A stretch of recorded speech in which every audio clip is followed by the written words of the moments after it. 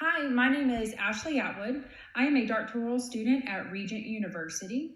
Today I'm going to be discussing grief and bereavement among children and providing you with a presentation or a teaching lesson as part of the MHPS 665 course requirements.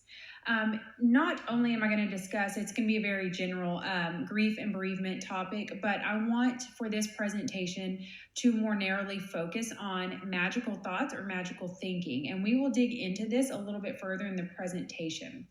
Okay, to get started, the objectives of this presentation or of this segment is going to be to discuss grief among children, the emotions that grief causes children, what is magical thought, the impact of magical thought, overcoming magical thought, and implications for the school setting.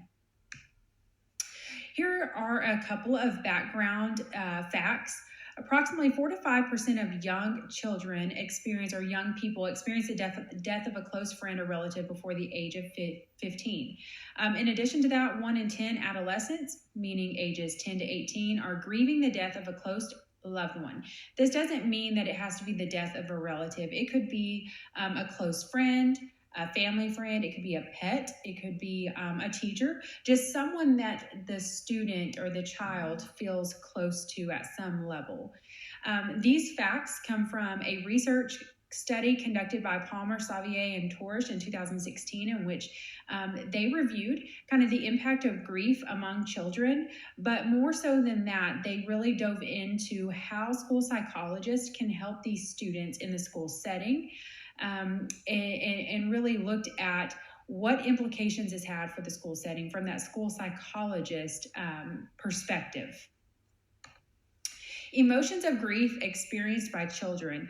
This image on this slide, I'm sure you've all seen it because it's one that's pretty popular. It's included in a lot of blogs that discuss grief or mourning. It's included in textbooks. I've seen it several times, but I can't help but think that this is like really a true depiction of what not only children but people in general feel as they are experiencing grief or as they are mourning.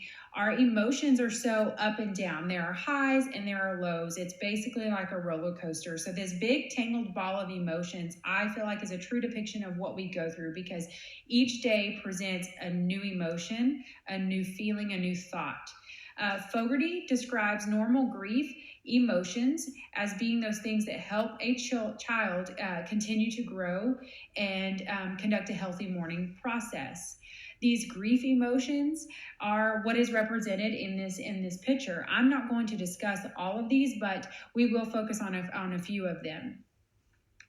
Looking at those emotions that are experienced by children as they experience grief, I found that through the textbook I reviewed, which is by Fogarty, is The Magical Thoughts of Grieving Children. It's an excellent textbook as it really provides a perspective as to how children process grief and the emotions that they're feeling, but it also addresses the magical thought. But in this textbook, combined with a couple of research studies that I reviewed on grief among children, I narrowed it down to 5 that I wanted to discuss with you today. First is the numb and stunned reaction. The numb and stunned reaction is one I truly had not heard of or even thought of really until I started reviewing this textbook. But the numb and stunned reaction is that initial reaction that, or lack of reaction even, that a child may experience when they hear the news of someone passing, or when they hit that initial grief processing. So numb and stunned is basically when there's no reaction at all. The child is numb, they're in shock, maybe they don't have any emotions, maybe they don't cry, they don't express any grief, they may not have any behaviors, maybe it's just that's their moment to take a step back and let it kind of sink in. It seems, though, that numb and stunned would maybe be a negative emotion to be feeling, but according to Fogarty, this is something we want children to feel, because oftentimes when they are going through this process and it's quiet, this is like a still moment, this is when things are sinking in and that child is truly trying to process things in their own manner. So they're not conveying what they're feeling, they are not discussing, they are not acting out. This is them just letting it all sink in. The second emotion is commotion. Commotion is one that I wanted to share because I found it interesting that commotion is oftentimes confused or misdiagnosed as being ADHD. Oftentimes in the school setting, when a student is experiencing difficulties at home, whether it's grief related or if it's just issues that are going on in the home, they come to school and instead of expressing, hey, this is what's going on at home, especially in smaller children, we see a lot of misbehaviors. We see them acting out. Maybe they're extra fidgety. Maybe they're not focusing when we need them to focus. Maybe there's over talking or under talking. But commotion really is expressed differently because it's not the discussion of what you're feeling, it's that your behaviors are expressing what you're feeling. And this is attached or often confused, should I say, with ADHD, because when a student comes in and they're a little more hyperactive, their emotions are kind of up and down, they're talking a lot, they're not focusing, they can't stay on task, it now looks like ADHD. So when a child is seeing a physician, that is one thing that those physicians should consider is that child currently experiencing any type of loss, because that could be where these behaviors are coming from. It's commotion that they are experiencing. Anguish is the third emotion I included. Anguish is something that research studies and these articles I have reviewed and this textbook discusses as being the one emotion that often as parents we don't want to let our children feel. We don't want them to experience pain. We want to pull that away from them, and we would rather have it inflicted upon ourselves versus letting them go through that feeling. So oftentimes when we see our children experiencing anguish, we provide them with something to reduce that emotion or to minimize or subdue. So oftentimes parents will take them to do something fun or go purchase them something, and it temporarily takes their mind off the anguish that they are experiencing. However, that is truly unhealthy, as we don't allow our child to process the emotion of anguish, but instead we are putting a Band-Aid on it, and then later when that Band-Aid is ripped off, that emotion comes back. Anger is the fourth emotion. Anger is something we all process as we experience grief. Children are no different. They're trying to understand the whys and the hows of the loss that they're experiencing. And then the fifth one is guilt. And again, that is something we all experience when we're dealing with guilt or when we're dealing with grief. But guilt in children looks a little bit different because it's a little bit more immature. And the reasons why they're holding it may not be the same as what we would experience as an adult. These, again, are just 5 of the emotions. There's tons of emotions, and they're all going to be experienced at different times, and they may look a little bit different depending on the child. But these were the 5 discussed in the resources that I reviewed. What is magical thinking? Okay, this is kind of where the focus of my presentation lies. Magical thinking is the belief that one's ideas, thoughts, wishes, or actions can influence the course of events in a physical world. This is not just conducive to grief or to death or to loss. This can happen in many aspects of life. So magical thinking is just one thinking that their own ideas or thoughts could change the course of events. That if I had thought this way or acted this way, or if I wish hardly enough for this to happen, it could happen. What is a magical thought? A magical thought provides a false sense of healthy mourning. It is inaccurate conclusions regarding the loss experience. It is caused by incomplete cognitive development, and it can occur at any age of the child. The reason why I've highlighted that third bullet point is because oftentimes when we think about grief or the grieving process, we have a tendency to naturally, or people have a tendency to naturally think the grieving process looks the same for each person. But the reality of it is, when we think about a child that is mourning, a child that is experiencing grief, we have to really take a step back and look at the cognitive development of that child. It doesn't matter what their chronological age is, because the cognitive development of that child is different depending upon their true development. So when we think of a 10-year-old, that 10-year-old may be cognitively higher than other 10-year-olds, or they may be lower, or maybe they're right in line with what we expect of a 10-year-old. But when it comes to thinking about the grieving process, we really need to determine the cognitive level, the cognitive development of the child to help us put all the pieces together. Now, one thing to keep in mind is that as we are growing and developing as children, our cognitive development is incomplete. It's not until we get to adulthood that we get closer to that completed stage of cognitive development. The impact of a magical thought. A magical thought is or forces people to feel the desire to fix the loss experience. So when we think about children, this is when they lose a loved one or there's that missing relationship that they're used to. They want to fix that experience.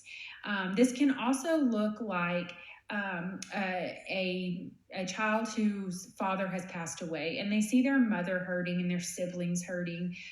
So they want to fix the loss experience for those that are those people surrounding them.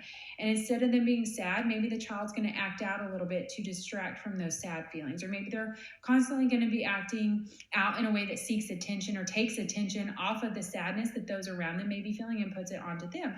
And in their mind, they are fixing that loss experience. The magical thought can also install or cause erroneous understanding of emotions, meaning that the child, that big tangled ball of emotions, the child has no way of understanding what they're truly feeling. They just know that they're on highs, they're on lows, they're floating in the middle, and they can't control all of the things that they are feeling internally.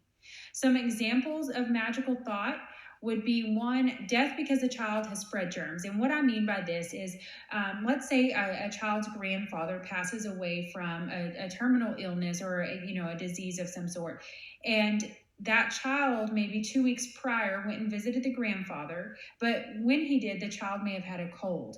Well, naturally, the magical thought allows the child to associate that cold they had when they were around their grandfather with the death of the grandfather caused by illness. So the child now thinks, I've gotten my grandfather sick. I am the reason he died. Now, of course, we all know that's not the case, but that's the impact of the magical thought. It installs this false sense of loss, false reasoning behind the loss. Another example that doesn't deal with death would be divorce.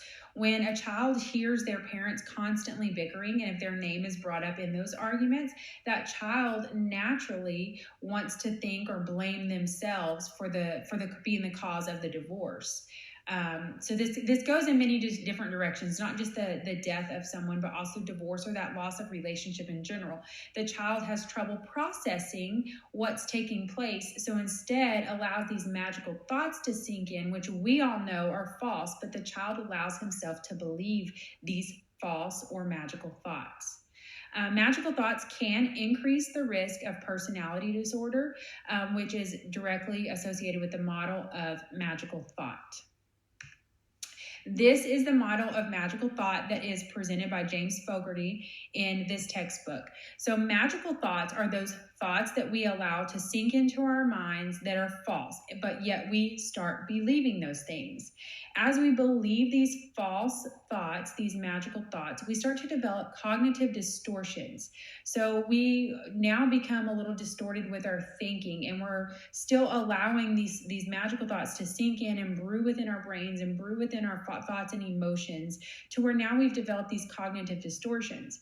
Well, the only way to handle those distortions when we're a child and don't know the proper way of thinking or how to turn that off and gear it towards the correct or healthy way of mourning, we start to develop defense mechanisms to defend these distortions. So we have all of these thoughts, so now we're naturally letting our brain build up these defense mechanisms, which in return, some studies have shown when you develop those defense mechanisms, there are tendencies for people to develop personality disorders.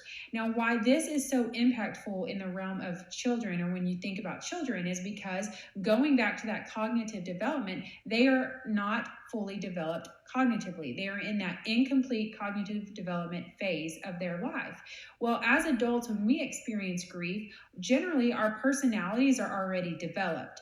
But a child is still going through the motions of life and development, and they don't have their full personality development at that point when they experience the grief. So for adults, we may have magical thoughts, but we can kind of, navigate those thoughts a little bit healthier than a child can. A child cannot navigate those, cannot make sense of those thoughts, and in turn, it creates these distortions, defense mechanisms. And then once they get to adulthood, now that personality order kind of surfaces. So it's very important that you work to overcome magical thoughts, or that you tend to them, treat them, so that we do not get to that end result of the personality disorder effect. Overcoming magical thought.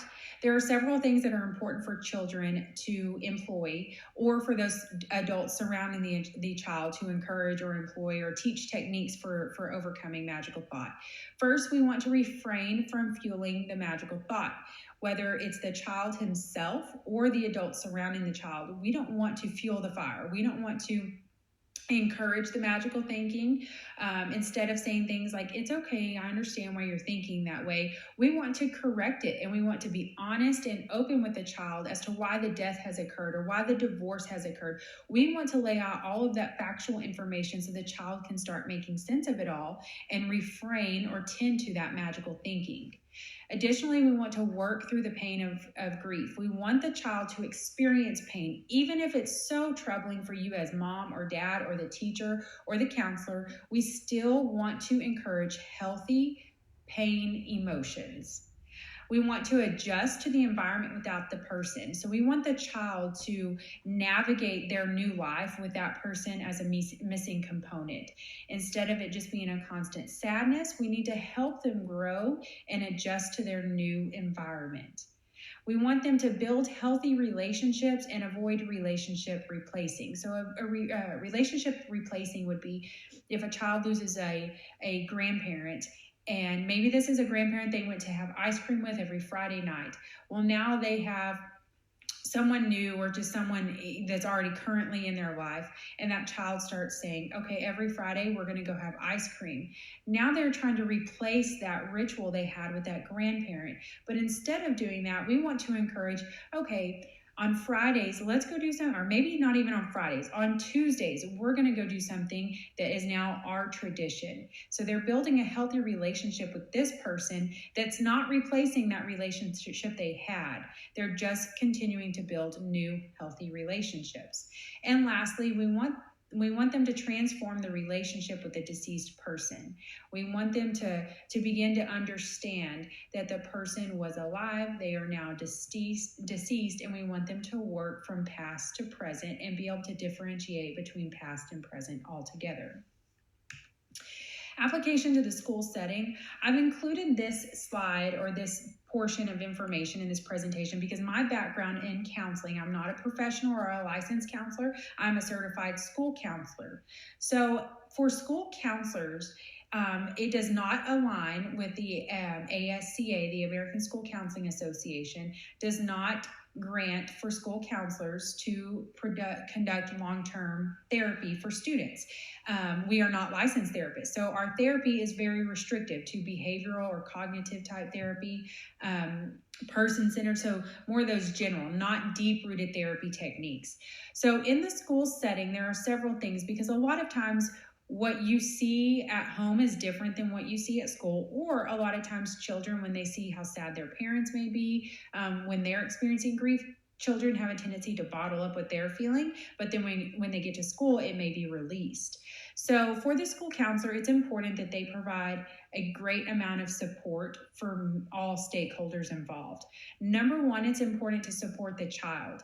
This could be as simple as pulling the child from class once a week to check on them, make sure that they are okay, make sure that they don't need anything. If they want to openly discuss their emotions and the things they're feeling or experiencing, they can, and the school counselor can provide that support.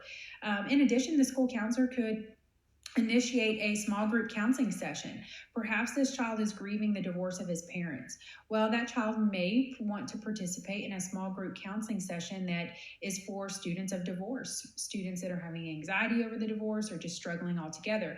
Well, now that child feels not only supported by their school counselor for bringing them into this session, but also feels supported by his or her peers that are going through similar emotions and feelings.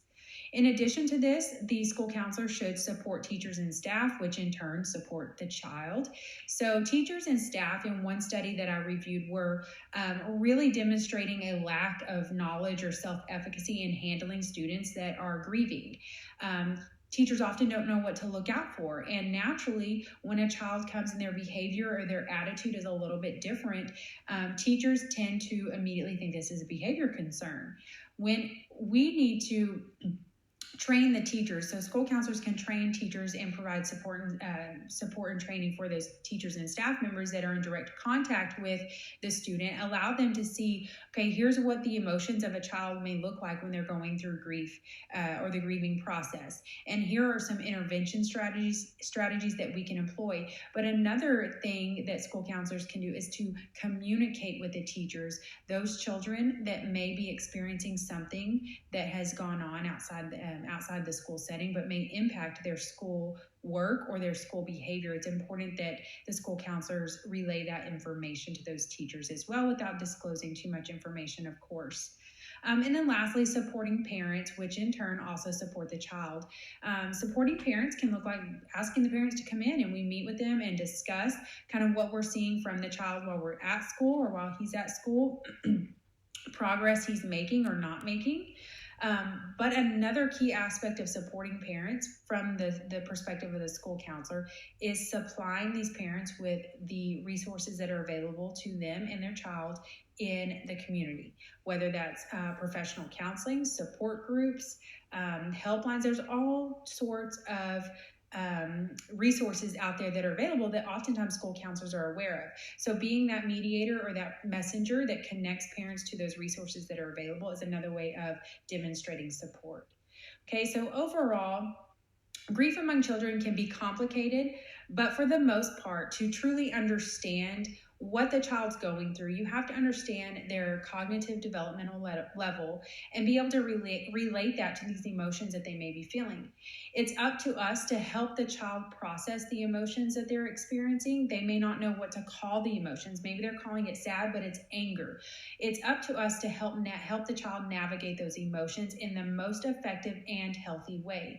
We want our children to go through a healthy mourning process.